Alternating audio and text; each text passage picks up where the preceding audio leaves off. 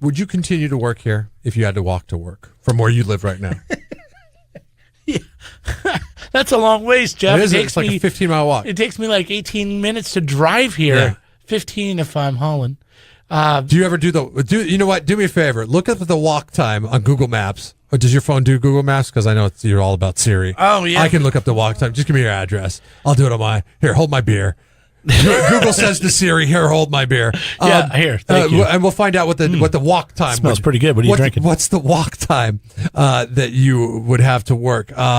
There's a guy that, I'm not kidding you, he was getting up at midnight to make it to a shift that started at 4 o'clock in the morning.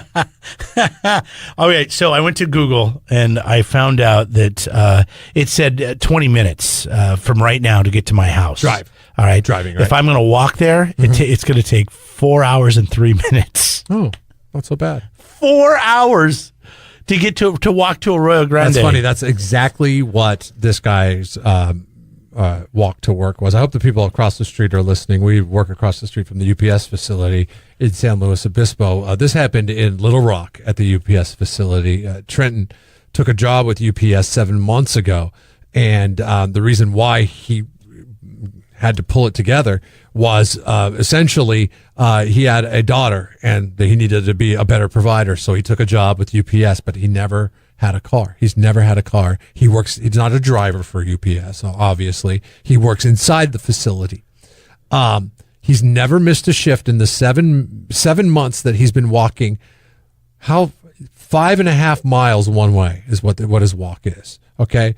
He rolls out of bed at midnight and he gets there by 4 o'clock in the morning walking. That's a crappy time of day to be walking too, man. 4 hours. That's half your workday, Jeff. Yeah. 4 That's hours half to work. your workday that you're just walking to work. He's never missed a shift, never been late for the shift. So after 7 months, his coworkers kind of knew what he was doing because they see him come walking in. They're like, "Hey, Trent, what's going on? Where'd you park?" And he'd be like, "Oh, I just walked to work today." God, he could shave 3 hours if he got a bike. If he was able, at least on my walk. He's 21 years old, so I'm guessing he's able to ride a bike. It's a 5.5 mile one-way trip. Now, granted, it's in Little Rock. I don't know what the terrain is like in Little Rock. Maybe he has to walk uphill. Who knows? So maybe the bike is not that great.